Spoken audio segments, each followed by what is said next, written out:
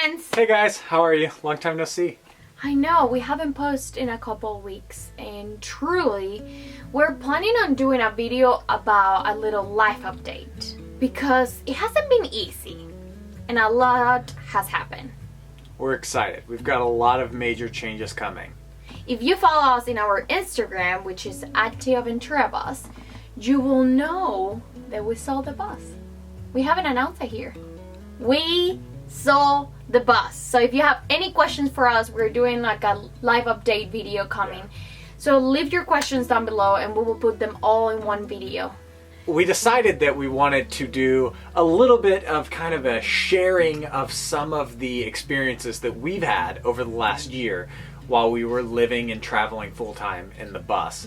Of course, you guys have come along the whole way with us, but there's things that we haven't completely shared because we haven't had the camera on or we have decided to keep it for ourselves.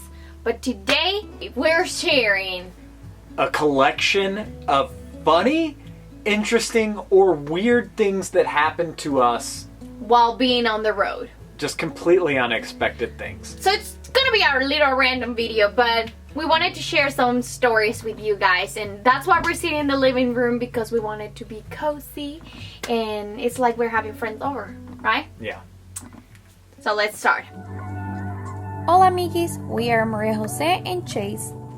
In 2018, we saw our home and moved into a 40-foot school bus with our dogs Jake and Pablo.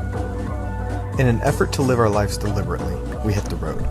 Since then, we've met the most amazing people, and we've made friends for life. Push the limits of our comfort zones, learn new skills. Explored the unknown, and witnessed the most amazing sunsets.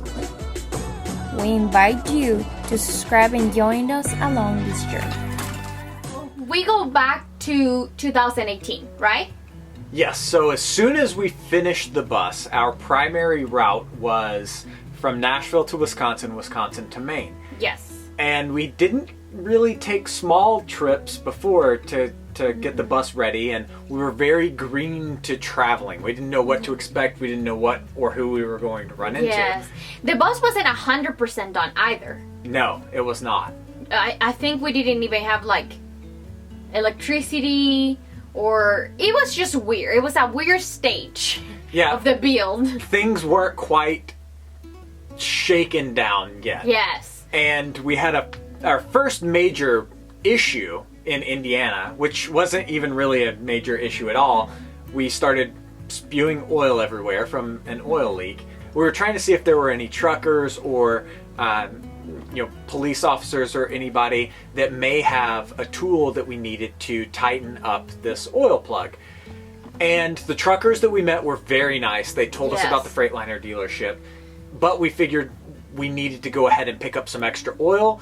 That way we could make the trip without running the engine dry of oil. Yeah, so I said, let's go to the little store in the gas station to see if they have it. And when we're walking there, I noticed a police car with a police guy coming out of it. So I said, Chase, ask him. So I wave him down and I'm like, hey, you're a police officer. Do you have any tools? Like, we're having an issue with our vehicle. And he says, I'm not a cop and this isn't my car. And then he just proceeded to go about his day.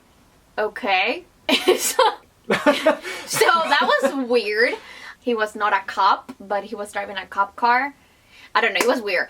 So, we drove to the dealership. We met Dustin. Yes. Dustin was a rock star, and what would have cost us well over probably $100 just in the appointment and the fix. Mm-hmm. He just told us to go ahead and back out and leave, that it was free of charge. Yeah, so that was pretty cool. And we end up in New York at a travel plaza. And I'm starving, so we know that when I'm hungry, we stop. And those travel plazas are really rad. So we're getting the dogs ready to go for a walk real quick. We always lock the bus up while we're driving, and we lock the bus up when we leave. Yeah. And in between, I was just getting ready to get the dogs leashed up, so I unlocked the door. I turn around, and then I look back around because Jake and Pablo are losing their minds. Yeah. And there's this middle-aged man, random person, standing in our living room, which that's kind of crazy because I feel like people doesn't get it. Like they think it's a cool vehicle and then they don't see it how we see it. Like this is our home. Yeah. You know what I mean? Like we expect respect. It's like I wouldn't drive up to your neighborhood and walk in your house without And stand in your knocking. living room and be like, hey, can you give me a tour? Yeah. So that we were just like really off-put by this. Yes. We were still wide-eyed on the whole everyone's a nice person. Which I don't know if he was not a nice person, but the way that he approached to us was just very out of the ordinary. Yeah, so we stay there. We were like, sorry, our dogs like are freaking out because of course we don't know you. I'm holding Jake by the collar. Jake's like I'm lunging holding at this Pablo. guy. And I literally just stopped and told him, hey, our dog is aggressive. He'll bite you. Like, step back. Yeah. So he was like, well, he continued talking though. He was like, well, I have a friend that wants to like convert a school bus and I'm gonna do it for invite him over to check it out. And we're like well. No, buddy. So we told him that we couldn't because we're on our way to Maine. We're on a tight timeline. Yes, and that was it. We So- walk him outside the bus. Very, very interesting situation. So after that, we were like, whoa, But yeah, respect. on to the next thing. So after our trip to Maine, we came back to Nashville to finish the bus because, how we said, it was not 100% done. So we came back, finished whatever was done, and we were in a tight line again because we wanted to be in for Schoolie-palooza, right? So, yes. So we were trying to make the trek over like a 5-day period of time from Nashville to Arizona. So if you don't know, Schoolie-palooza is this gathering that school buses owners, if you're interested in checking out school buses, Just enthusiasts, van lifers, anybody, nomads. anybody can come and gather with a bunch of people that live in their vehicle, period, in Arizona. So on our way to Schoolie-palooza, we stop in Arkansas. And some of you all may remember from the video. Yes. Some of you all who are newer here might not remember. But our first boondocking adventure Experience. using iOverlander cost us almost $300 because we got stuck in the mud. Yeah, well, because I continued telling Chase we should not drive at night. But Chase was like, I found this place online. She was it's right. Great. There is like this cool, it was like a little There lake. was a little lake. It was on Arkansas Wildlife and Game Land. And we're like, let's go. What we didn't know is that they got as much rain as we did here in Nashville. So we got stuck. And the tow truck that got us out also got stuck. But anyway, we're tromping around in mud trying to figure out how to get the bus unstuck. And so we call a wrecker. The wrecker gets us out. But he still had his cable attached to the front of the bus. And he was across the main road. So the cable stretched tight across the road. And there's a car coming in the distance. And I'm like, well, we're almost out. I've got to get out because we're still connected. We're going to like clothesline this guy who's probably driving 50, 55 miles an hour. So I pull out, he doesn't slow down at all, comes close to hitting us, and I'm like, hitting the lights and all of that. And out of nowhere, he honks his horn and starts yelling at us that we're dumb. And we literally may have saved his life. So we drove to Albuquerque. Why Albuquerque? Because we ordered something from Amazon and ship it to an Amazon locker, which the only one around was Whole Albuquerque. Foods in Albuquerque, New Mexico. It was right off the interstate. It was great. There was a Walmart just across the interstate. Also great, because we were going to bed down for the night.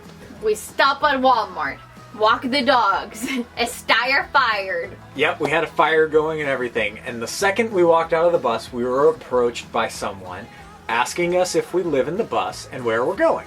I'm just having a real brief conversation with the guy, explaining that we really don't know where we're going. Yes, we do live in the bus. And then he asks us for money. Says that he ran out of gas somewhere away from here. And we were like, sorry, we don't got cash on us, like, sorry. He mumbles a couple of other things, turns around, gets in his car, and drives away. So we were like, So, I don't know. So, Strange things he happen must in not have Albuquerque. ran out of gas because he was in his car. And drove away.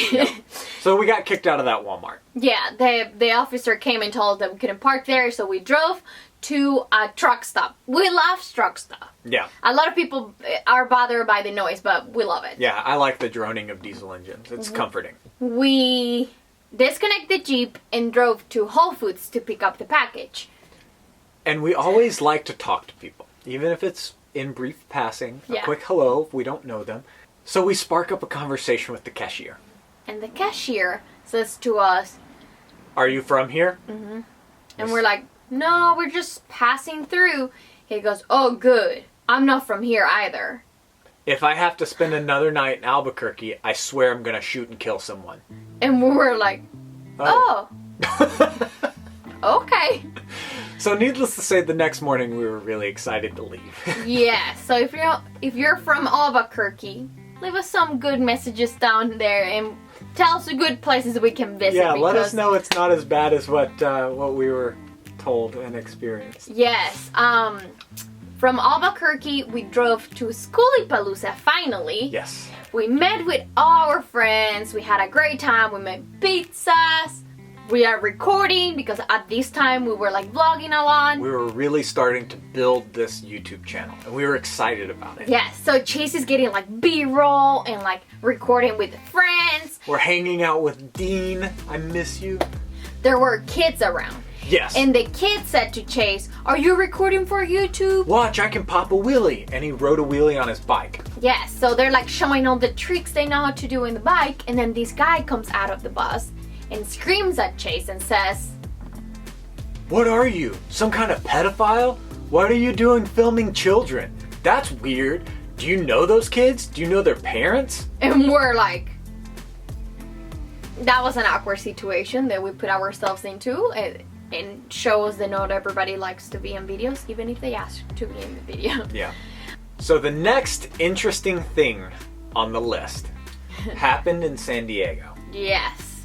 In San Diego was the first time for so many things. Getting our first ticket. Yep. Getting knocked by the police. Yep. And meeting the Shasta guy. If you guys are from San Diego, you've done van life in San Diego, you've floated between Fiesta Island, Leisure Lagoon, and Old SeaWorld Drive, you may have heard about the Shasta guy. We didn't know about the Shasta guy. At all. One day we were just parked here in we were on Old SeaWorld Drive. And we were parked there. Chase was outside doing something. Turning on the propane. That's what it was. I was inside the bus cooking or something. And then this couple are like jogging, right? Yep, they come down to jog Old SeaWorld Drive. They used to do van life a long time ago, like in an Old Westie or something of that sort. And he saw our tag, Tennessee, and he's like, "Oh wow, I was raised in Tennessee." Super nice guy, super trippy hippie guy. And he was like, "Cool, man. Well, hey, welcome to the area. This is a great place to park. Watch out for the Shasta guy." And I was like, "The Shasta guy? Who's that?" And he goes, "Well, you'll probably be okay, but your wife, keep her away from the Shasta guy." And his explanation of the Shasta guy really was interesting. He says, "This guy hates women. He really doesn't like women. And he starts spewing this demonic hate toward them." So Chase is like, "Okay," and the guy goes, I don't believe in it, but you truly feel it when he screams at you, all these demonic things. When he's just yelling this stuff, man, it hits you. You feel it. And Chase is like, "Okay." Yeah. So he tells me the story. We're about to leave in the bus. I'm sitting in the sofa. Chase is about to drive, and we see a Shasta with a light, like and recording. A camera. And I'm like, "Oh wow, look at this guy. He's like videotaping us. Maybe so he recognizes us." So we're like waving at him. I'm a dingus. I'm super like, "Hey!" But he was driving the wrong way. He was driving into oncoming traffic, almost hit a bicyclist, ran a car off the road, opened his door. As soon as he passes us, so here's Chase, here's the guy, and he's Shasta. Open the door, and he starts screaming at the top of his lungs, "Fuck you, you fucking..." And my face just immediately goes... I'm like, what happened? What was this? So randomly. So a couple of days later, we're with our friends Eamon and Beck. Yes. And we're parked somewhere having food. We're here with the table up and we're all talking, and then we see something very weird. A truck passes. A guy jumps out super quick. In a trash can. Looks He's around. looking everywhere. He pulls a big carpet. Like without moving it, like super careful. Keeping it super straight, and then like dumps it up in the garbage bin. And then he like, drives off. And we're like, that's weird. Yeah, that's super weird. 2 seconds, like... Less than half a minute, like literally 25 seconds later, another truck pulls up. A couple, I guess. Come a guy out. and a girl. Lift it out without moving it and toss it in the back of their covered truck bed. And drove away. They lock the thing down and scoot. So we're pretty sure that we were witnessed part something. of this drug thing. We didn't witness anything. Nothing happened there. No. We were not witnesses. We don't know any of these, so don't come for us. So at that point, we were really sketched out yet again. So we moved back to Old SeaWorld Drive, home, away from home. We stayed very far away from Shasta Guy. Yeah, it was actually our last day in San Diego. Yep. We're saying bye to a friend, and when we're standing outside talking, I see Shasta Guy. In a bicycle, waving at us. He starts riding his bike. He was having a good day. Yeah. So we left San Diego on a high note. Shasta Guy, wave at us. He rode by on his bike and he waved us goodbye. He must have known that we were leaving. So he could have Old SeaWorld Drive back to himself. I don't know, it was weird. So, very interesting. But in between all these, we decided to drive one day to go to Five Palms Hot Springs in California. And we went with our friend Aubrey. If you don't know her, she lives in a dolphin. And we drove with her to the hot springs. We parked there. And I'm videoing. At this point, I'm trying to record everything. If you all watched that video, you would know there wasn't a lot of footage of us at Five Palms. And that's because when we get there, I'm eating Oreos. Chase is recording, like doing like a little B-roll of the whole place. And then his face goes pale. And I go, what? What happened? He's like, and I'm like, why are you acting weird? Tell me what's happening. And I'm like, I'll tell you in a second. And he's like, and then I hear a random voice behind me and be like, hey guys. What you don't see is I turn the camera because there's this fully naked guy coming to say hi to us. And he starts to like put his towel on as he's talking. I'm an idiot. I'm naive. We didn't know. I didn't know hot springs were like nudist areas. Yeah, we have no idea. It was like when we went to Black's Beach. We had no idea it was a nudist beach. But we had a great time. He came, he explained to us that clothing was optional. He didn't want us to feel weird about it. That we were welcome to come and hang out with everybody at the hot springs. We get in the hot springs, fully clothed. Not fully clothed. We were in bathing suits. In bathing suits, but like fully clothed next to everybody else. Yeah. And it's only Aubrey, Chase, and I. This whole trip was a riot. I'm just going to preface everything that we say after the fact. Yeah. This is how murder movies start. There was this old Mexican guy, super nice. Fabulous. He takes care of the hot springs. And he's in the middle, and he's like, you guys should be cold, like where you're sitting, because we were sitting kind of like far away from everybody. He's like, it's very cold over there. You have to get close. And it's me, you two, and then there's this group of older men, and they're all sitting around this bubbling pipe. And they say, come on, bring yourselves over here. It's nice over here, I promise. Here, I'll hold this pipe. And you can put your hands around it, and it's a lot warmer. And we're just like, okay. All right. So we just sit in this super tight circle, like knee to knee. Knee to knee. And with this naked old man. And he says, here, I'm going to make the sand soft real quick, and you all stick your legs as far down as you can. And we're like, and we'll get you stuck there for a little bit. And I'm just like, I didn't do it at this time. You two did. And I'm just like, I think I'm gonna not right now. I'm not gonna get myself stuck in sand. and we like just put our legs, he let it go. It's like quicksand. You're stuck. Our legs were stuck right next to this guy, and the guy, like, the pipe is in between like his legs. He goes, come on, put your hand over here. And I'm like, ah! So this all sounds terrible, but we end up in the hot springs with the caretaker for a very long time. We met Badge's Canadian cousin, which Badge, you don't know this guy, but he was awesome as well. And he had a dog that looked so much like Patches. So it was like such a great time. We enjoyed so much. Everybody got out. We were like, then get out with Aubrey. At this point, Ike is roaming around. Aubrey's dog. And the guy that we're talking about is inside the hot springs with Chase. But then he decides to get out. Here's how it started. Maria Jose and Aubrey are sitting on a bench. And Ike is running around being Ike. And our friend gets out of the hot springs to dry off. I think he was done for the day. Yeah, but I think he didn't bring a... He didn't bring a towel, so he had to go to his truck to get one. But before he did, he looks at Ike and he says, if you can shake yourself dry, so can I. So and Ike is between right in front Aubrey of us and Maria Jose and our friend. So he's facing Ike, subsequently facing the two ladies. And behind the guy is me. Chase. So all he can see was old man butt wiggling around, and all we can say is like... And Ike is like this with his head. And we're like...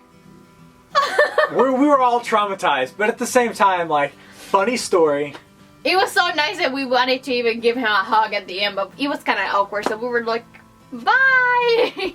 Thank you for having us. So that was a great time. I wish we can go back and say hi to everybody there. That day, funny enough, to finish the whole story of that day, on our way back to San Diego, we experienced the weirdest thing. It was like a chasing by the police, right? There was a police chase that had apparently crossed multiple county lines. So you had CHP, you had county sheriff's deputies, you had like city officers as well. Yeah. But we didn't know this. We're just driving along. And then the guy is coming in upcoming traffic our way. He split the median, drove down the median, came head on towards us, and then zipped around us. And then the police is like... doing the same thing. Woo, and we're like... What do we do?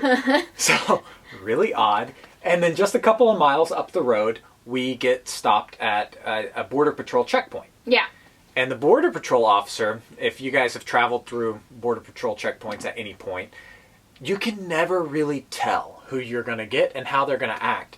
So we're very funny. We're always very nice. And again, trying to talk with everyone. And Aubrey's the same exact way. Even more. Yeah. Yeah. He leans in, he looks around, he asks where we're coming from and where we're going. And then out of nowhere, he says, how many people can you fit in that camper? Or dolphin or something like that. Yeah, and we're like, we don't know.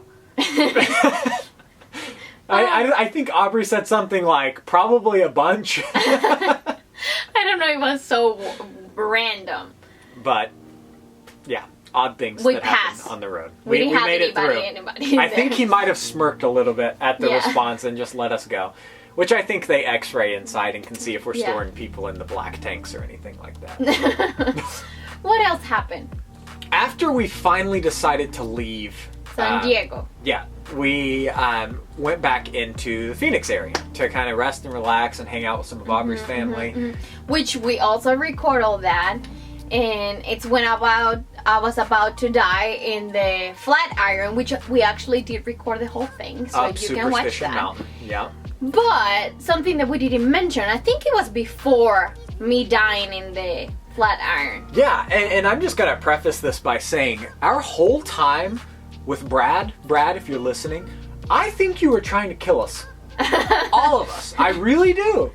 Well, including himself. Yes. We have to say, at this time, it was so nice in the desert. Like, normally it's super dry, no rain. There was grass and wildflowers. It was like the most green. It was wet beautiful time in the desert. Like, there was flowers, green, everything. It was so pretty. So we're staying with Brad. If you haven't seen Brad, he does photography. He lives in his car. And he came along with us. And once upon a time, Brad read somewhere in a book how you can eat paddle cactus. But he doesn't remember where or how or nothing. So he just had it in his mind that he wanted to eat paddle cactus. So he went on a walk, find the cactus, and decided that he was going to cook it up for us. And I think it consisted of Old Bay, salt, and pepper. Yeah, I don't even know. And I had just gotten back from taking the dogs on a walk. Yeah, and I'm like, babe, we were waiting for you. Brad cooked cactus for all of us. And I've eaten cactus before. It's not my favorite. It's not my least favorite. I would eat it and would eat it again. But I wasn't going to eat fresh cactus cooked by randomly. Cooked by Brad, who read something one time and decided he wanted to eat cactus. Sorry, Brad. So he's like, no, I'm not going to have any. And I'm like, you're so rude. He's like, we've all been waiting here. Brad cooked all of this for you. And I'm like, you all can eat it. But I'm not going to be pressured into eating cactus. I don't want to eat cactus right now. So we decided to say, screw Chase and eat the cactus, including me. They all ate the cactus. That night, I went to bed and I felt like I was going to die. She had fevers. She was sweating. She was freezing. Multiple blankets. My bones were hurting. She had stomach aches, almost vomiting, and diarrhea. I thought it was just like me getting sick, but then the next morning I wake up. Aubrey is like dying. Brad is still asleep. So we went and knocked on him and we're like, hey, are you okay? And he's like, no.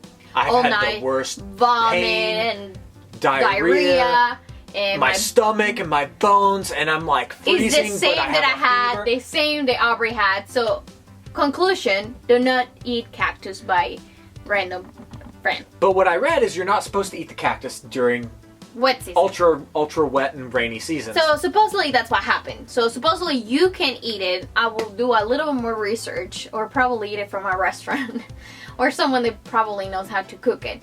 But this time we almost died thanks to Brad. Thanks, Brad. Thank you, Interesting Brad. Story. It lives on.